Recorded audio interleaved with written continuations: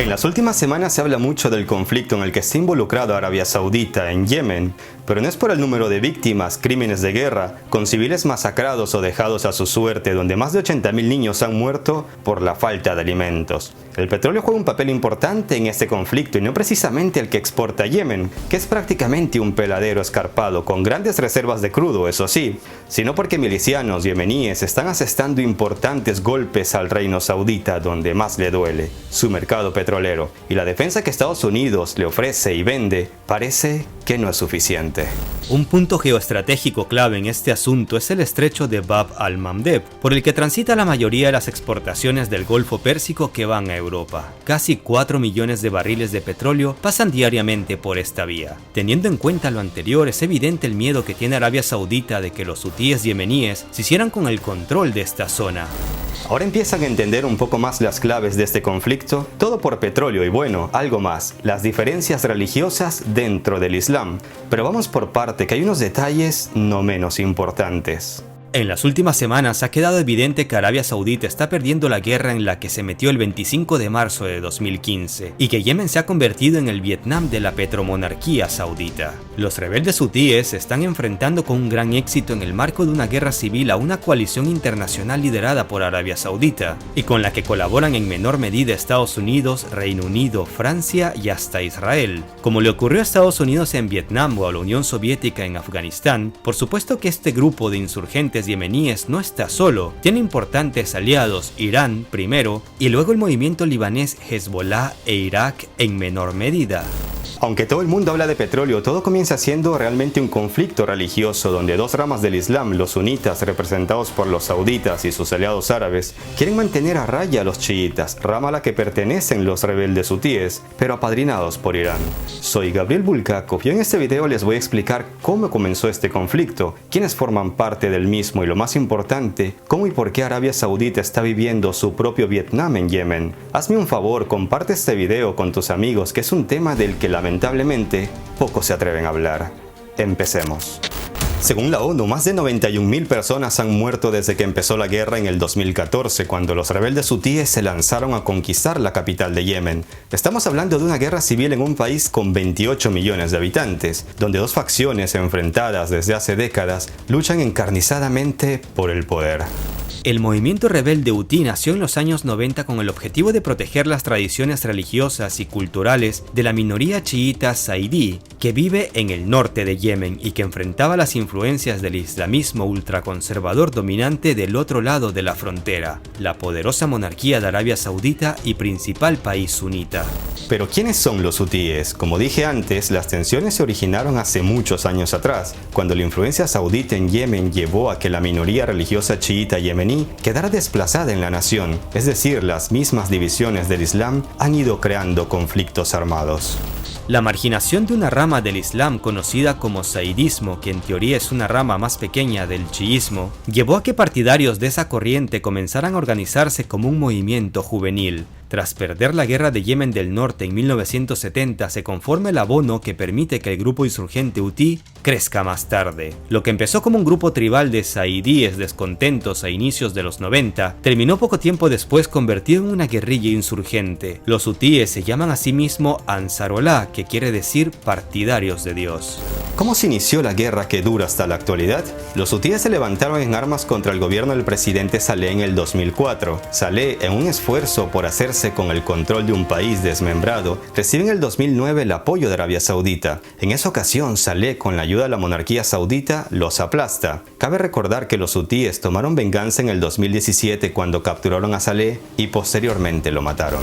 El conflicto actual tiene sus raíces en la primavera árabe del 2011, cuando un levantamiento forzó a Saleh, un presidente autoritario, a dejar el poder en manos de su vicepresidente, luego de que la oposición lanzara una ofensiva contra la capital, Sanaa. A finales del 2014 es cuando los hutíes deciden poner toda la carne en el asador y van al sur para tomar la capital. Al-Hadi, que ya es reconocido internacionalmente como presidente, huye a Riad, Arabia Saudita, desde donde dirige en la actualidad el territorio no ocupado por los hutíes. Arabia Saudita se implica otra vez en el conflicto. Comienza el Vietnam. En enero del 2015, Salman bin Abdulaziz ascendió al trono de Arabia Saudita y nombró de manera inmediata a su hijo de 29 años, Mohammed bin Salman, ministro de Defensa. 2 meses después, el 25 de marzo del 2015, el joven ministro decidió intervenir en la guerra civil de Yemen de forma directa. Lideró una coalición internacional en la que participan Qatar, Kuwait, Emiratos Árabes Unidos, Bahrein, Egipto, Jordania, Marruecos, Sudán y Senegal. Esta coalición pretende frenar el avance de los rebeldes hutíes, al considerar que están siendo armados y apoyados por Irán para expandir su influencia religiosa y geopolítica en la región. Como vemos, la religión en el mundo islámico está muy presente en los conflictos. En 2015, Arabia Saudita lanza la operación Tormenta Decisiva, en la que Tel Aviv brindó apoyo estratégico a los sauditas. Además, cabe destacar también que esta operación estuvo siempre respaldada por el entonces presidente de Estados Unidos, Barack Obama. Lo que les he explicado antes del origen de los hutíes es importante porque este joven de 29 años era el líder de una fuerza brutal compuesta por 300.000 efectivos sauditas, armados hasta los dientes con los mejores y más caros armamentos de Estados Unidos. Como los 315 tanques M1 Abrams, a los que se sumaron otros 153 comprados en el 2016, y numerosos aviones F-15 y Typhoon de última generación, así como 10 helicópteros MH-60R Seahawk, mientras que los Emiratos Árabes pusieron sus F-16EF y Mirage 2000-9. Hablamos de más de 180 aparatos para aplacar a los rebeldes y de miles de millones invertidos. Los modernos aviones con unos pilotos con casi nula experiencia en combate comenzaron a realizar bombardeos en Saná y otros núcleos urbanos yemeníes, dejando miles de muertos, que además de unir a muchos de los yemeníes a los rebeldes, dado el carácter invasor de la intervención, motivó a que los hutíes se ganaran la simpatía mundial, mientras que la ONU comenzó a cuestionar esas incursiones. Al fin la ONU interviene en defensa de los reprimidos. Durante el transcurso de la guerra, Washington y Londres han brindado asesores para tratar de mejorar el proceso de ataque para reducir el riesgo de víctimas civiles. No obstante, los ataques sauditas han matado a muchos civiles yemeníes, muchos de los cuales son niños. Las imágenes de algunos ataques aéreos parecen mostrar cráteres de bombas que sugieren el uso de ojivas comparativamente grandes, inadecuadas para su uso en áreas urbanizadas. El reguero de sangre de civiles inocentes y los cuestionamientos de la ONU han motivado que Estados Unidos, Reino Unido y Francia se fueran alejando cada vez más de este conflicto. Bin Salman pensó que, como había ocurrido años antes, bastaba con una fuerte incursión aérea contra los hutíes para barrerlos y terminar rápido con la guerra. El ataque aéreo contra los principales enclaves controlados por los hutíes se saldó con miles de muertos. Este ataque se preveía como la ofensiva definitiva para luego hacerse con el control del país y lanzar una segunda operación, Restaurar la Esperanza, centrada más en el acercamiento diplomático. Hablamos del 2015 y Bin Salman se acaba de meter en su Vietnam particular.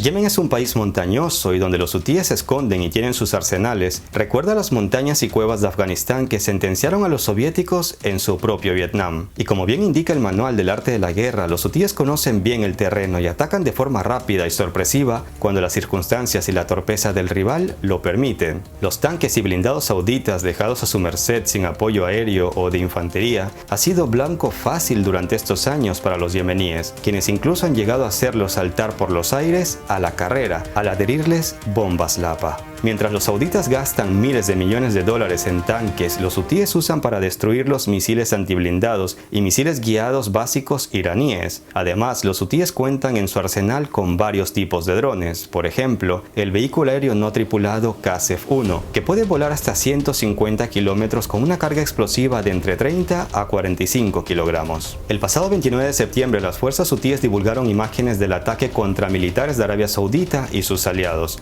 Según reportes, 200 militares sauditas murieron, mientras que 2.000 fueron capturados. Este contraataque sería la mayor humillación en territorio yemení que ha sufrido Mohammed bin Salman. ¿Cómo pueden 60.000 o 80.000 combatientes tener en jaque a la poderosa Arabia Saudita?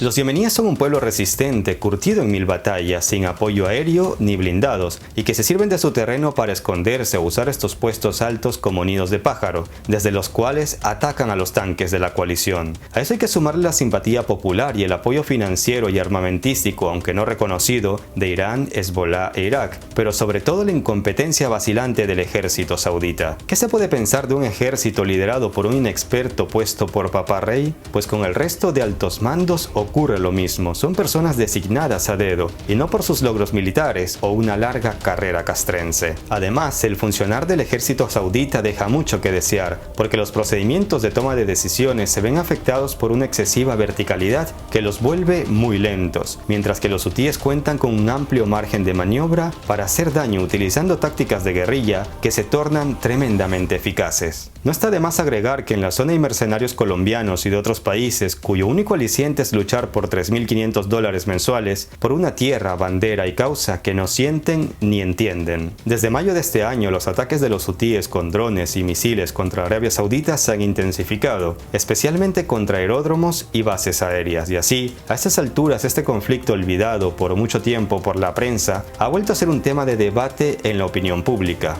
Y es que los datos no dejan espacio para la indiferencia mundial, ya que este conflicto se ha convertido en una inmensa barbarie humanitaria por el número de desplazados, más de 2 millones, así como por la cantidad de civiles muertos y civiles privados de hospitales, medicinas y alimentos. El ataque a Saudi Aramco comparable a la caída de Saigón. Si el público y los medios comenzaban a interesarse, el golpe definitivo, la caída de Saigón de este conflicto, se produjo en la noche del sábado 14 de septiembre, cuando refinerías de la estatal Saudi Aramco fueron atacadas con 19 drones y 5 misiles de crucero. No importaba si los ataques provenían de Yemen o Irán, el mayor golpe se lo llevó la monarquía, viendo que después de gastar miles de millones de dólares en sistemas antiaéreos Patriot de Estados Unidos, estos eran inútiles para defender el mayor activo de la nación, su petróleo. El ataque provocó una caída inmediata de 5,7 millones de barriles diarios en la producción de su petróleo, o un 5% del total mundial. Aunque a día de hoy ya se ha solventado el problema y el flujo recuperó sus cifras previas al ataque, la defensa saudita quedó en entredicho a nivel mundial. El príncipe heredero, que por increíble que parezca aún continúa siendo ministro de defensa del reino, ya ha advertido que una guerra con Irán significaría un colapso total de la economía planetaria. Lo que no advierte es que al parecer, si 60.000 milicianos lo han puesto entre la espada y la pared, ¿qué puede ocurrir si se enfrenta abiertamente con Irán, que tiene misiles, drones y efectivos motivados para dar y regalar? Así que de nada le sirve a Arabia Saudita figurar entre los 3 principales presupuestos militares del mundo, si un grupo armado con palos y piedras es capaz de ponerlo en su lugar. Bin Salman es como ese bravucón que es capaz de pegarle a los más pequeños o cuando está en grupo, dando por sentado el apoyo a Estados Unidos. Pero tanto es el nerviosismo y miedo que siente el reino que Bin Salman le ha prometido a Donald Trump reconocer a Israel si Estados Unidos le ayuda a contrarrestar a Irán. Que alguien por favor le regale una copia del arte de la guerra a Bin Salman, porque los guerreros victoriosos primero ganan y luego van a la guerra, mientras que los guerreros vencidos primero van a la guerra y después buscan ganar. Lo de aparente inferioridad y estimula su arrogancia bien lo saben los hutíes y los persas. El príncipe va perdiendo su batalla. Soy Gabriel Bulgakov, dale like al video si te ha gustado, dale dislike si no te ha gustado, suscríbete al canal y comparte el video con tus amigos. Hagan el bien sin mirar a quién. Un abrazo a todos. Hasta la próxima.